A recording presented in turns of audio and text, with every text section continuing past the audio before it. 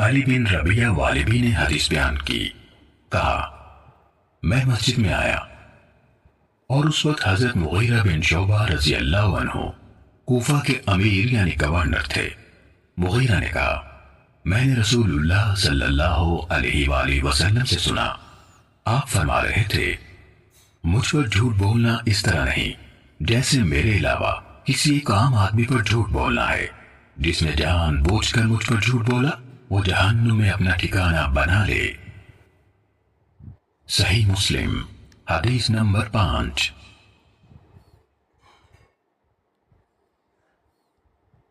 محمد بن قیس اسدی نے علی بن ربیہ اسدی سے، انہوں نے حضرت مغیرہ بن شعبہ رضی اللہ عنہ سے، انہوں نے نبی صلی اللہ علیہ وآلہ وسلم سے اسی طرح روایت کی، لیکن بلا شبہ مجھ پر جھوٹ بولنا اس طرح نہیں جیسے کسی ایک عام آدمی پر جھوٹ بولنا ہے کا جملہ بیان نہیں کیا۔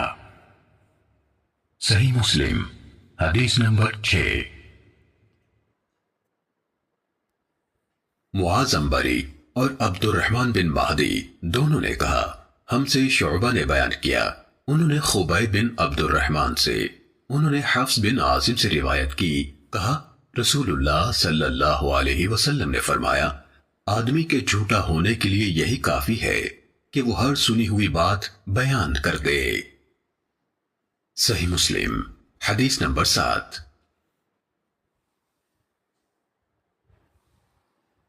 علی بن حفص نے شعبہ سے، انہوں نے خبیب سے، انہوں نے حفص بن عاصم سے، انہوں نے حضرت ابو ہریرہ رضی اللہ تعالیٰ عنہ سے، انہوں نے نبی صلی اللہ علیہ وسلم سے اس کے مانند روایت کی۔ صحیح مسلم حدیث نمبر 8۔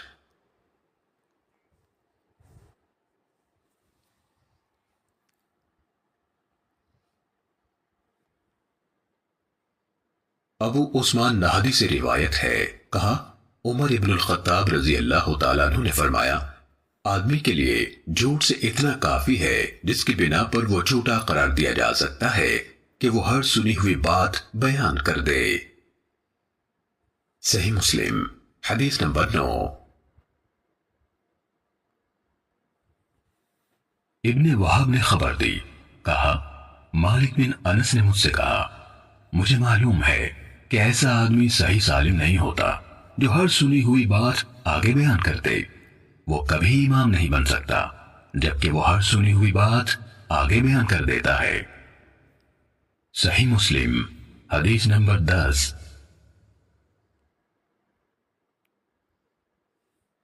ابو احوص نے عبداللہ بن مسعود رضی اللہ تعالیٰ عنہ سے روایت کی، کہا آدمی کے جھوٹ میں یہی کافی ہے کہ وہ ہر سنی ہوئی بات بیان کر دے۔ صحیح مسلم حدیث نمبر 11۔ محمد بن مسنہ نے کہا میں نے عبد الرحمن بن مہدی سے سنا، کہہ رہے تھے آدمی اس وقت تک امام نہیں بن سکتا کہ لوگ اس کی اقتداء کریں یہاں تک کہ وہ سنی سنائی باتوں کو بیان کرنے سے باز آ جائے۔ صحیح مسلم حدیث نمبر 12۔ سفیان بن حسین سے روایت ہے کہ ایاس بن معاویہ نے مجھ سے مطالبہ کیا اور کہا میں تمہیں دیکھتا ہوں تم قرآن کے علم سے شدید رغبت رکھتے ہو، تم میرے سامنے ایک سورہ پڑھو اور اس کی تفسیر کرو تاکہ جو تمہیں علم ہے میں بھی اسے دیکھوں۔ کہا میں نے ایسا کیا تو انہوں نے مجھ سے فرمایا جو بات میں تم سے کہنے لگا ہوں اسے میری طرف سے ہمیشہ یاد رکھنا، ناپسندیدہ یعنی منکر روایت کو بیان کرنے سے بچنا، کیونکہ ایسا نہ ہونے کے برابر ہے کہ کسی نے یہ کام کیا ہو یعنی منکر روایت بیان کی اور وہ اپنی ذات میں ذلیل نہ ہوا ہو اور اس کی بیان کردہ حدیث کو جھوٹا نہ سمجھا گیا ہو۔ صحیح مسلم حدیث نمبر 13۔ حضرت عبداللہ بن مسعود رضی اللہ تعالیٰ عنہ نے فرمایا تم کسی قوم کے سامنے ایسی حدیث بیان نہیں کرتے جس کے صحیح مفہوم تک ان کی عقلیں نہیں پہنچ سکتی مگر وہ ان میں سے بعض کے لیے فتنے کا موجب بن جاتی ہے۔ صحیح مسلم حدیث نمبر 14۔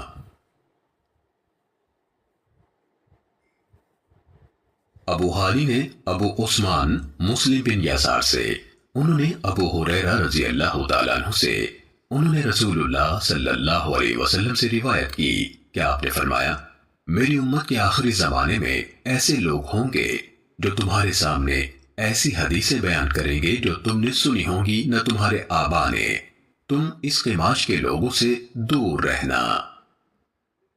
صحیح مسلم حدیث نمبر 15۔ شراحیل بن یزید کہتے ہیں، مجھے مسلم بن یسار نے بتایا کہ انہوں نے ابو ہریرہ رضی اللہ تعالیٰ عنہ کو یہ کہتے ہوئے سنا کہ رسول اللہ صلی اللہ علیہ وسلم نے فرمایا، آخری زمانے میں ایسے دجال یعنی فریب کار کذاب ہوں گے جو تمہارے پاس ایسی احادیث لائیں گے جو تم نے سنی ہوں گی نہ تمہارے آبا نے، تم ان سے دور رہنا، کہیں وہ تمہیں گمراہ نہ کر دیں اور تمہیں فتنے میں نہ ڈال دیں۔ صحیح مسلم حدیث نمبر 16۔ عامر بن عبدہ سے روایت ہے، کہا حضرت عبداللہ بن مسعود رضی اللہ تعالیٰ عنہ نے فرمایا، بلا شبہ شیطان کسی آدمی کی شکل اختیار کرتا ہے، پھر لوگوں کے پاس آتا ہے اور انہیں جھوٹ پر مبنی کوئی حدیث سناتا ہے، پھر وہ بکھر جاتے ہیں۔ ان میں سے کوئی آدمی کہتا ہے، میں نے ایک آدمی سے حدیث سنی ہے، میں اس کا چہرہ تو پہچانتا ہوں پر اس کا نام نہیں جانتا، وہ حدیث سنا رہا تھا۔ صحیح مسلم حدیث نمبر 17۔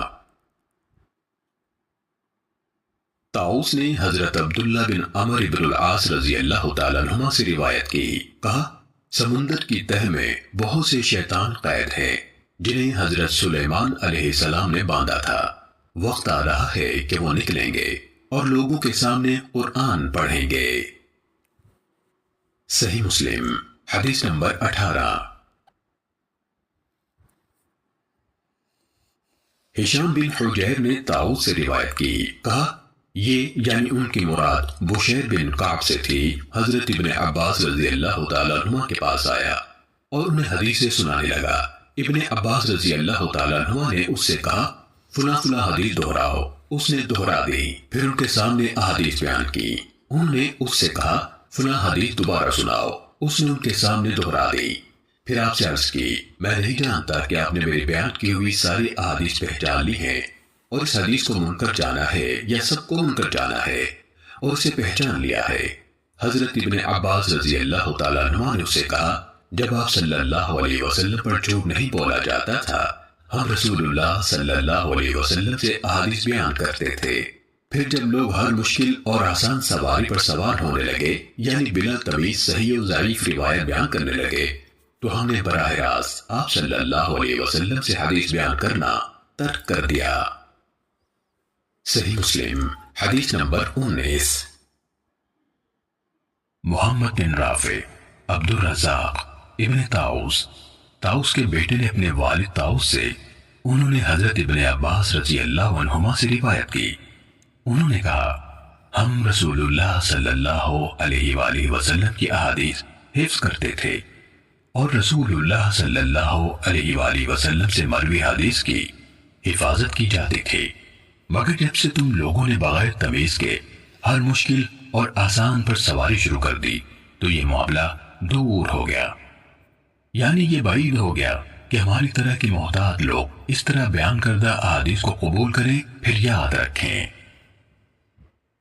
صحیح مسلم حدیث نمبر 20۔ مجاہد سے روایت ہے کہ بشیر بن کعب ادوی حضرت عبداللہ بن عباس رضی اللہ عنہما کے پاس آیا اور اس نے احادیث بیان کرتے ہوئے کہنا شروع کر دیا، رسول اللہ صلی اللہ علیہ وسلم نے فرمایا، رسول اللہ صلی اللہ علیہ وآلہ وسلم نے فرمایا۔ حضرت ابن عباس رضی اللہ عنہما نے یہ رویہ رکھا کہ نہ اس کو دھیان سے سنتے تھے نہ اس کی طرف دیکھتے تھے۔ وہ کہنے لگا، اے ابن عباس، میرے ساتھ کیا معاملہ ہے؟ مجھے نظر نہیں آتا کہ آپ میری بیان کردہ حدیث سن رہے ہیں، میں آپ کو رسول اللہ صلی اللہ علیہ وآلہ وسلم سے حدیث سنا رہا ہوں اور آپ سنتے ہی نہیں۔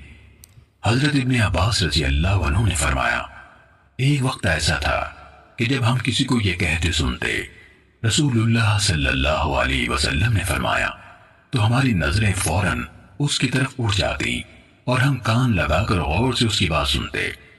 پھر جب لوگوں نے بلا تمیز ہر مشکل اور آسان پر سواری شروع کر دی تو ہم نے لوگوں سے کوئی حدیث قبول نہ کی سوائے اس حدیث کے جسے ہم جانتے تھے۔ صحیح مسلم حدیث نمبر 21۔ ابن ابی ملائکہ سے روایت ہے، کہا میں نے حضرت عبداللہ بن عباس رضی اللہ عنہما کی طرف لکھا اور ان سے درخواست کی کہ وہ میرے لیے ایک کتاب لکھیں اور جن باتوں کی صحت میں مقال ہو یا جو نہ لکھنے کی ہوں وہ باتیں مجھ سے چھپا لیں۔ انہوں نے فرمایا لڑکا خالص احادیث کا طلبکار ہے، میں اس کے لیے حدیث سے متعلق تمام معاملات میں صحیح کا انتخاب کروں گا اور موضوع اور گھڑی ہوئی حدیث کو ہٹا دوں گا۔ کہا انہوں نے حضرت علی رضی اللہ عنہ کے فیصلے منگوائے اور ان میں سے چیزیں لکھنی شروع کی، اور یہ ہوا کہ کوئی چیز گزرتی تو فرماتے بخدا یہ فیصلہ حضرت علی رضی اللہ عنہ نے نہیں کیا سوائے اس کے کہ خدا نخواستہ وہ گمراہ ہو گئے ہوں، جبکہ ایسا نہیں ہوا۔ صحیح مسلم حدیث نمبر 22۔